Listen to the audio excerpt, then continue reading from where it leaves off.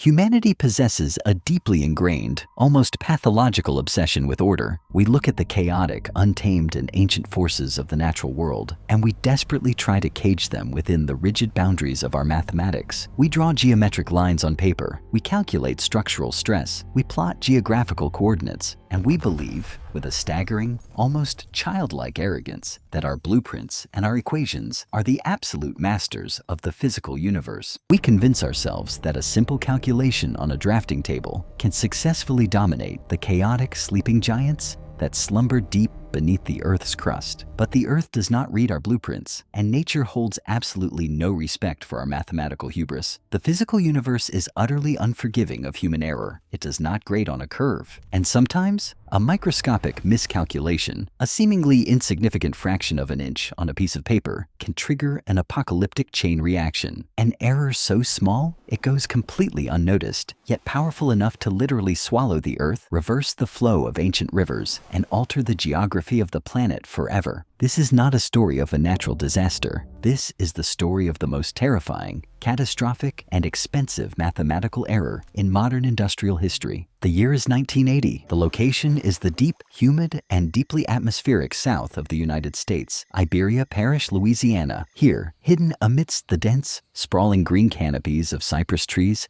and hanging Spanish moss, lies Lake Peigneur. In the fall of 1980, Lake Peigneur was an idyllic, peaceful, and entirely unassuming body of freshwater. It was a shallow lake, measuring only about 10 feet deep on average, a serene mirror of water where local fishermen spent their quiet mornings, where small recreational boats drifted lazily under the golden southern sun. It was a pristine, undisturbed painting of natural tranquility, but this serene, reflective surface was nothing more than a beautiful, deceptive mask, because perfectly hidden directly beneath the shallow mud and the quiet waters of the lake lay a colossal alien world of extreme industrial extraction. Hundreds of feet below the lakebed, buried deep within the dark crust of the Earth, was a massive subterranean geological formation known as a salt dome. And inside this massive geological structure was the Diamond Crystal Salt Mine. This was not merely a mine, it was a sprawling subterranean megacity made entirely of white salt, a complex claustrophobic labyrinth of cavernous tunnels and massive echoing chambers, some as tall as a 4-story building. Every single day, dozens of heavy industrial miners would step into a heavy iron elevator and descend hundreds of feet into the pitch-black belly of the Earth. Surrounded by walls of pure crystalline salt, they operated heavy diesel machinery, drilling and blasting away at the ancient geological pillars holding up the Earth above them.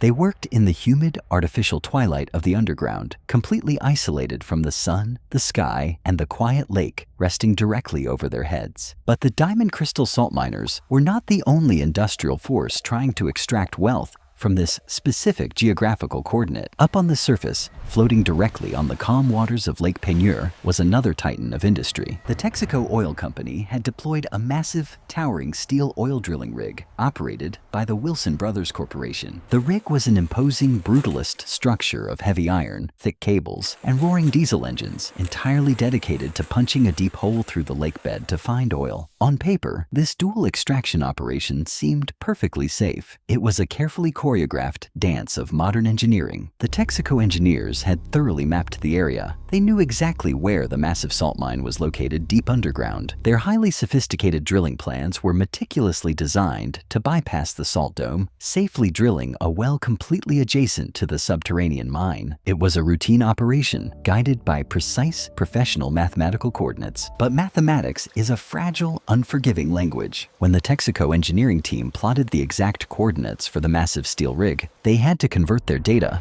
from an older map projection to a newer one. In the quiet, air-conditioned safety of a corporate office, someone made a mistake. It was not a massive, glaring error. It was a tiny, localized mathematical miscalculation. The engineers had plotted the position of the towering oil rig off its intended target by a mere 14 inches. 14 inches. About 35 centimeters, barely the length of a human forearm. On a vast, global scale, it was a microscopic, invisible rounding error. But in the ruthless, absolute reality of the physical universe, those 14 inches were the difference between a routine workday and an apocalyptic nightmare. The date is November 20th, 1980. The time is shortly after dawn. The massive, heavy steel drill of the Texaco rig was aggressively churning deep beneath the surface of the lake, blindly grinding its way through the dark earth. Suddenly, at an approximate depth of 1,200 feet, the massive steel drill bit violently seized up. It was stuck, completely immobilized. On the platform above, the drilling crew began the standard frustrating procedure of trying to free the heavy mechanical bit. But as they wrestled with the heavy steel pipes, a strange, deeply unnerving sound began to echo from the dark depths of the drill shaft. It was not the familiar metallic grinding of the machinery.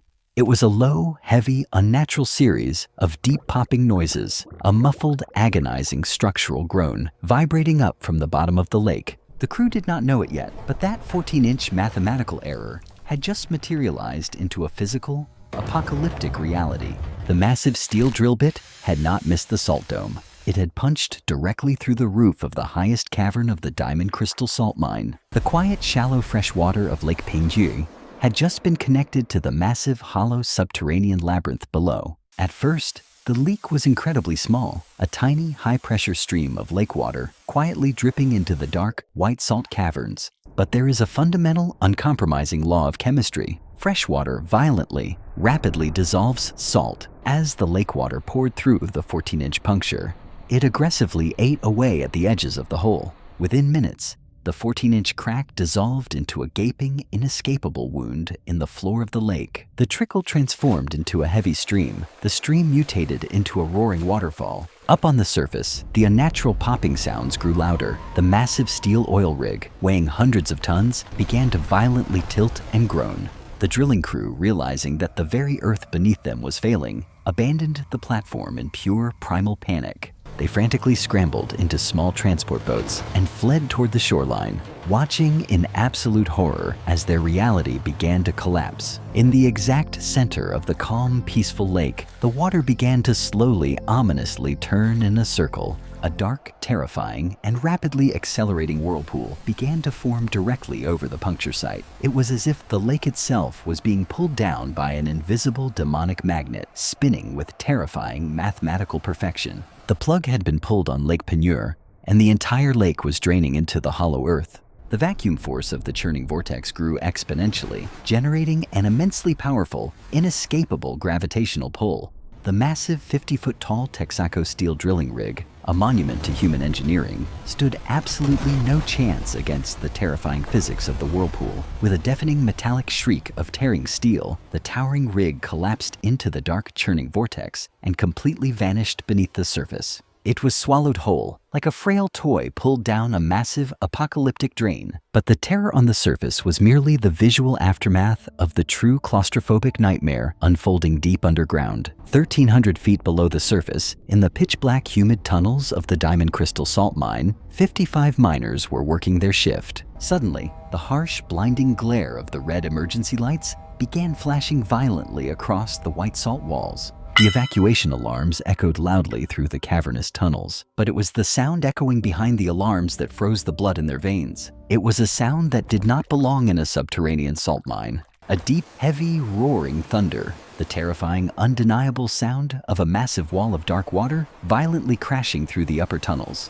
The miners found themselves trapped in the ultimate claustrophobic paradox. They were buried hundreds of feet underground, and the ocean was aggressively pouring in from above. The dark, muddy lake water violently dissolved the massive salt pillars holding up the ceiling, causing entire sections of the mine to catastrophically cave in behind them. Millions of tons of solid earth groaned above their heads as the salt melted away into the abyss. Driven by pure adrenaline and the primal terror of drowning in the dark, the 55 men abandoned their heavy machinery and ran desperately toward the only exit, the central iron elevator. They sprinted through the blinding darkness, the deafening roar of the incoming waterfall echoing off the collapsing salt walls, closing the distance with every passing second. Miraculously, through flawless emergency protocol and sheer human desperation, all 55 miners managed to reach the heavy iron elevator cage. As the elevator slowly, agonizingly pulled them up the shaft toward the surface, they watched the dark, muddy water violently consume the white caverns below them.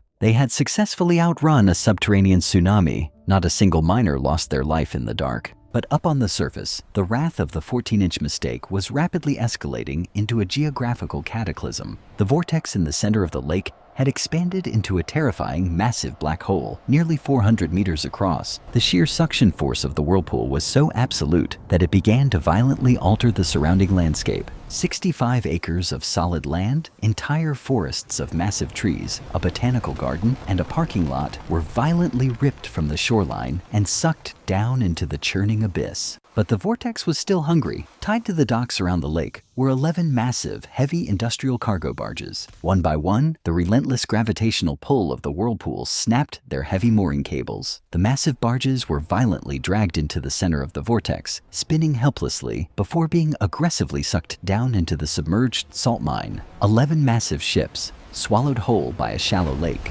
As millions of gallons of water violently rushed into the hollow caverns below, the immense volume of air trapped inside the mine had to find an escape. The air became highly compressed by the incoming water, seeking the path of least resistance. It found the original narrow drill shaft of the sunken Texaco rig. With the explosive force of a massive bomb, the highly compressed air erupted violently from the depths. A colossal 400-foot-tall geyser of mud, water, and debris violently exploded from the center of the lake, shooting high into the Louisiana sky. It was the earth aggressively breathing out, exhaling the pressure of a dying salt mine. Within a matter of hours, the entirety of Lake Peigneur had completely drained into the subterranean void. The once peaceful, serene body of water had been reduced to a vast, ugly crater of dark, smoking mud. A suffocating stench of displaced earth hung in the air, marking where nature effortlessly swallowed human ambition. But the mathematical mistake was not finished rewriting the geography of the earth.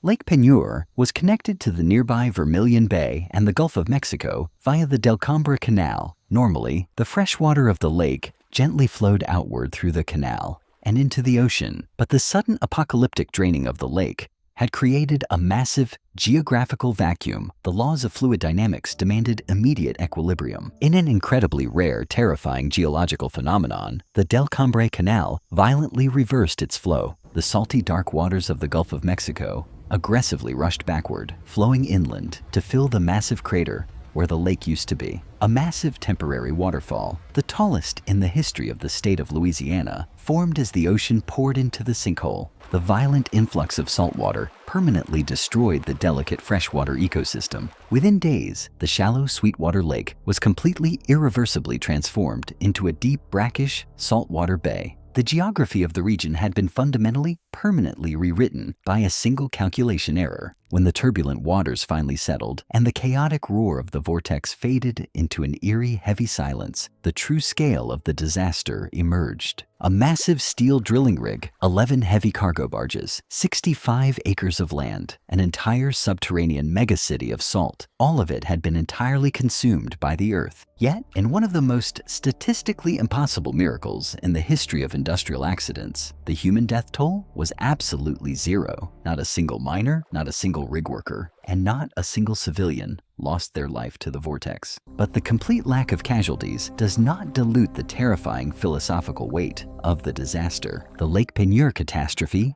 remains one of the darkest, most definitive monuments to the limits of human hubris. It is a haunting visual reminder that our mastery over the earth is nothing more than a fragile, comforting illusion. We believe that we can perfectly dissect the natural world with geometry, that we can drill into the dark unknown with absolute certainty. But a 14-inch mathematical error on a fragile piece of paper was all it took for the earth to effortlessly swallow our steel, our science, and our pride. The physical universe is utterly indifferent to our arrogance. It will patiently wait for a single microscopic failure to violently remind us of our insignificance. The towering steel rig and the white salt cathedrals now sleep permanently in the dark, flooded abyss beneath the water. They stand as a silent, invisible monument to the terrifying consequences of underestimating the ancient power of nature. We pretend that we control the depths, but the depths always write the final rule. History is not dead. It is never dead. It merely slumbers beneath the dark, churning waters of our forgotten past,